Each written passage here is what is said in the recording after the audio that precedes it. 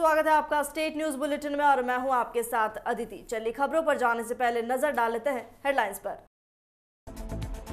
भारत ने कोविड-19 के नए वेरिएंट का लगाया पता, स्वास्थ्य मंत्रालय ने दी जानकारी।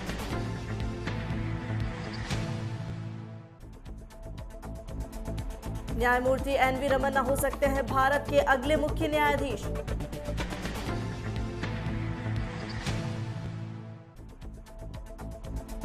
बिहार विधानसभा परिसर में विपक्ष ने लगाया समानांतर सदन, आंखों पर पट्टी बांधकर पहुंचे विधायक। और अब खबरें विस्तार से। राज्यों और केंद्र शासित प्रदेशों की तरफ से कोविड-19 के सकारात्मक नमूनों की एक रिपोर्ट जारी की गई है। इसके मुताबिक जारी किए गए कुल 10,787 सकारात्मक नमूनों में कोरोना वायरस के 771 वेरिएंट का पता लगाया गया है। राज्यों और केंद्र शासित प्रदेशों द्वारा साझा की गई रिपोर्ट में कुल 10,787 सकारात्मक नमूनों में कोरोना वायरस के 771 वेरिएंट का पता लगा है। आने वाले त्योहारों के मद्देनजर स्वास्थ्य मंत्रालय ने राज्य सरकारों को स्थानीय प्रतिबंध का सुझाव दिया है।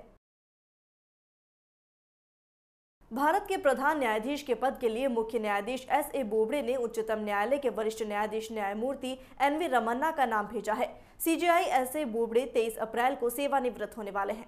न्यायमूर्ति नथालपति वेंकट रमन्ना का जन्म 27 अगस्त 1957 को आंध्र प्रदेश राज्य के पोनवरम गांव में एक किसान परिवार में हुआ।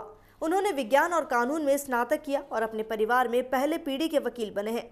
उन्हें 10 फरवरी 1983 को बार में एक वकील के रूप में नामांकित किया गया। इसके बाद उन्होंने आंध्र प्रदेश के उच्च न्यायालय, केंद्र प्रशासनिक न्यायाधिकरण, आंध्र प्रदेश प्रशासनिक न्यायाधिकरण और भारत के सर्वोच्च न्यायालय में प्रैक्टिस की। वे भारतीय रेलवे सहित विभिन्न सहकारी संगठनों के लिए पैनल वकील थे और आंध्र प्रदेश राज्य के अतिरिक्त महाधिवक्ता के रूप में कार्यरत थे।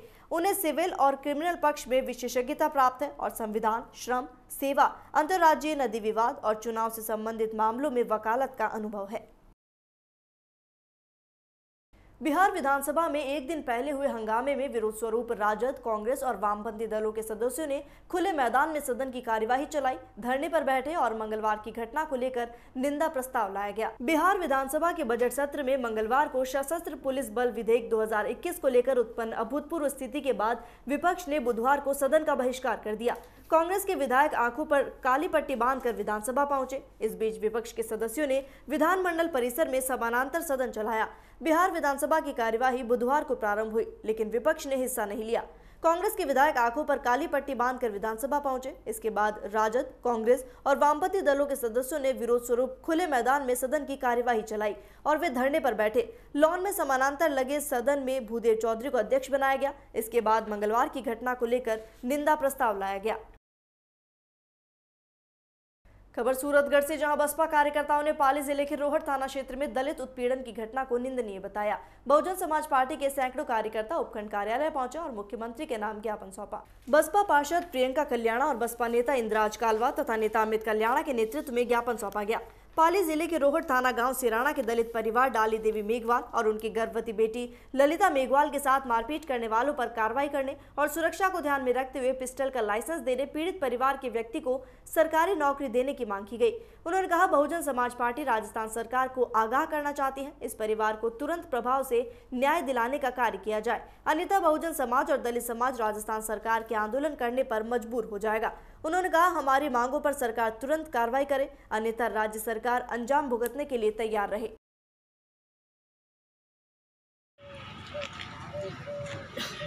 पाली जिले के रोहट थाना के रिहाना गांव के मजबूत राजपूत समाज असामाजिक तत्व लोग थे, जिन लोगों ने एक मेघवाल समाज दलित परिवार के साथ मारपीट की है। और बड़ी गंभीर बात है कि एक गर्भवती महिला पर मारपीट करने का काम किया है। हम सरकार से निवेदन करना चाहते हैं, मुख्यमंत्री को ज्ञापन दिया है कि उन लोगों पर तुरंत प्रभाव से गंभीर धाराओं पर उन पे मुकदमा दर्ज किया जाए, उनको पिस्टल का लाइसेंस दिया जाए, उस परिवार को एक सरकारी नौकरी दी जाए। अगर ये तीनों मांगे बहुजन समाज पार्टी की मांग है, अगर तीनों मांगों पर गंभीर चर्चा करके उन लोगों को नहीं दिए तो सरकार के घुटने टिकाने का काम करेंगे और राजस्थान की बहुजन समाज पार्टी डट कर मुकाबला करके उस परिवार को न्याय दिलाने का काम करेगी।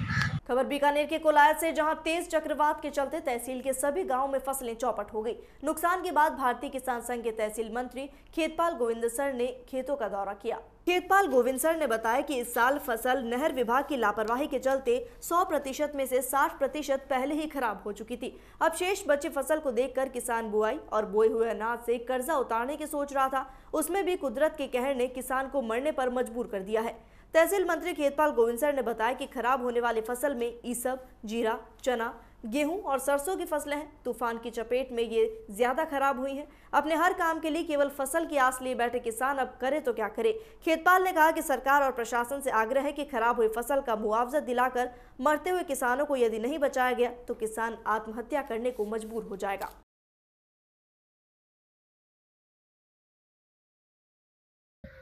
कल आए कोलायत तहसील के खेतों में भारी तूफान और इस तूफान के चलते सारी फसल चौपट हो गई। फसल तो पहले चौपट हो चुकी थी, क्योंकि पहले नहर विभाग की लापरवाही से सारी फसलें चौपट हो गई थी।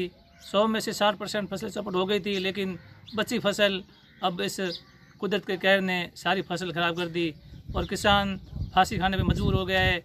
और मेरी प्रशासन और सरकार से आग्रह है, निवेदन है कि आप किसानों से मिलकर के यहाँ पटवारियों को भेज करके यहाँ की गिरदवाई करा करके और किसानों की नुकसान की भरपाई करे। नहीं तो किसान है वो फांसी खाने में मजबूर हो जाएगा, मरने पे मजबूर हो जाएगा और इसकी सारी जिम्मेदारी प्रशासन और सरकार की होगी। जय हिंद, जय भारत, जय जवान, जय किसान। खबर सरदार शहर से है, जहां होली के त्योहार को लेकर पुलिस थाने में सीएलजी की बैठक हुई। इस अवसर पर एसडीएम रीना चीपा ने होली के त्योहार को शांतिपूर्वक मनाने की अपील की। एसडीएम ने कहा कि होली के त्योहार को शांतिपूर्ण मनाएं और कोरोना को ध्यान में रखते हुए सोशल डिस्टेंस की पालना के साथ ही मास्क का उपयोग करें। इस अवसर पर डीएसपी नरेंद्र शर्मा, आरपीएस नारायण भजिया, नगरपालिका अध्यक्ष राजकरण चौधरी ने विचार व्यक्त किए। इस अवसर पर सीएलजी के सदस्य पार्षद मदन सिंह निर्वाण, डॉक्टर राजेंद्र मोदी, सुरेश तिवाड़ी, मास्तान जिंद्रान, आसाराम माली, बजरंग लाल पारिक आदि ने अपने सुझाव दिए। सीएलजी बैठक रखी गई थी। होली के जो अभी भीड़ भाड़ वाले समारोह हो रहे हैं वो सीएलजी मेंबर्स के माध्यम से ये अपील की गई है कि इस टाइप के समारोह ना हो, क्योंकि अब कोरोना के केसेस जो है वो वापस बढ़ रहे हैं। तो सीएलजी मीटिंग के माध्यम से ये अपील की गई है जनप्रतिनिधियों से भी और आम पब्लिक से भी। इसके अतिरिक्त जो कोविड वैक्सीनेशन चल रहा है अभी 60+ के लोगों का, उसको बढ़ाने के लिए भी सीएलजी मेंबर से अपील की गई। फिर 3 हो जाएंगे। बल्लूर से है, जहां थाना क्षेत्र की मनौरा में एक वृद्ध महिला की संदेहास्पद मौत की सूचना मिली है। इस पर पुलिस थाना बल्लूर के साथ सिरोही डिप्टी मदन सिंह मौके पर पहुंचे। महिला के पारिवारिक भतीजे के अनुसार मूलीबाई चेलाजी पुरोहित करीब 4 से 5 दिनों पहले अपने पैतृक गांव मनोरा में आई थी, लेकिन 3 दिन तक वो कहीं बाहर नहीं दिखी। मंगलवार को लोगों की नजर मूलीबाई पुरोहित के घर मृतक पर पड़ी तो इसकी सूचना बल्लूर पुलिस को दी गई। इस पर थानाधिकारी शंकर लाल और सिरोही डिप्टी मदन सिंह पुलिस दल के साथ मौके पर पहुंचे और शव को कब्जे में लिया। वहीं पोस्टमार्टम के लिए जावाल की मोर्चरी में रखवाया गया। उनके परिवार के सदस्य देसावर होने से उनके आने के बाद पोस्टमार्टम कराया जाएगा। डिप्टी मदन सिंह ने बताया कि पोस्टमार्टम रिपोर्ट के आधार पर जांच होगी। इस दौरान मनोरा के बागाराम पुरोहित ने बताया कि पुलिस हर पहलू से जांच करेगी। खबर राजधानी के पावटा से है, जहां निकटवर्ती शाहपुरा राजकीय अस्पताल में मंगलवार को सेना में भर्ती अभ्यर्थी कोविड-19 की जांच नहीं होने पर आक्रोशित हो गए। इस पर उन्होंने अस्पताल का गेट बंद कर दिया व रास्ता जाम कर विरोध जताया। राजकीय अस्पताल शाहपुरा के डॉक्टरों द्वारा कोविड जांच नहीं करने और जांच प्रमाण पत्रों में सिग्नेचर नहीं होने के चलते सेना में भर्ती में जाने वाले अभ्यर्थियों ने राजकीय अस्पताल शाहपुरा परिसर में जमकर हंगामा किया।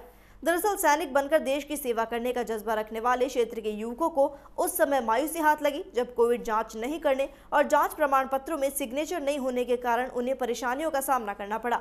इसके बाद अभ्यर्थियों में मायूसी के साथ आक्रोश भी देखा गया। अभ्यर्थियों ने प्रशासन के खिलाफ जमकर नारेबाजी की। सूचना के दौरान शाहपुरा थाना प्रभारी विजेंद्र सिंह महजाब्ता पहुंचे। युवकों को आश्वस्त किया कि समस्या का निदान सलाह जल्द ही निकाल ले और समझाइश कर मामला शांत कराया गया। इस पर आक्रोशित युवा निराश होकर घर लौट गए। BCMHO doctor Vinod Sharma, doctor Mudgal ने बताया कि शाहपुरा राजकीय अस्पताल में रोज की 200 से 250 जांच की जा रही है। खाटू मेले में जाने वाले और आर्मी भर्ती में जाने वाले सभी को कोरोना जांच की जरूरत है, लेकिन समस्या है कि विराटनगर, पावटा, जमवारामगढ़ स्वास्थ्य केंद्रों पर जांच की सुविधा होने के बाद भी उन क्षेत्रों के लोग जांच के लिए यहां आ रहे हैं, जिससे परेशानियों का सामना करना पड़ रहा है।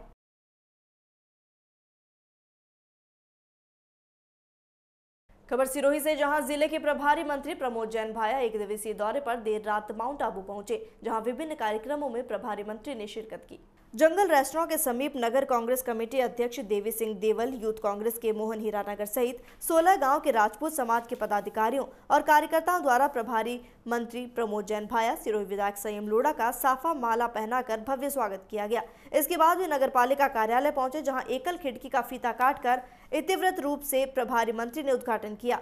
पालिका परिसर में प्रभारी मंत्री ने समस्त कांग्रेस कार्यकर्ताओं और आमजन को संबोधित किया। कहा कि जो स्थानीय नागरिकों की कई वर्षों से समस्या चली आ रही है, उस समस्या को लेकर सरकार द्वारा अतिशीघ्र समाधान निकालकर जनता को राहत दी जाएगी।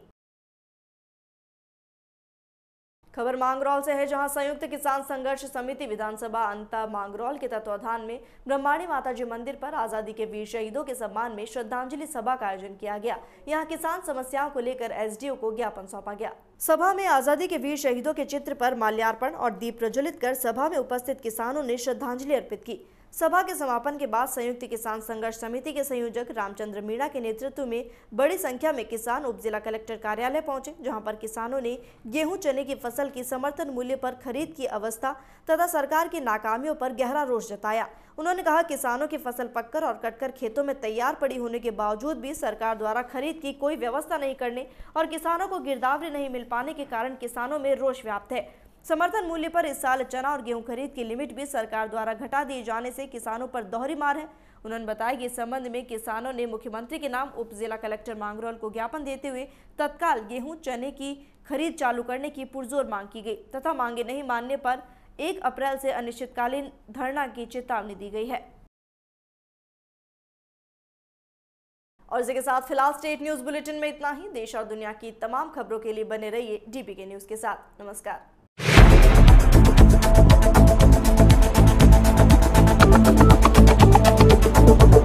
Thank you.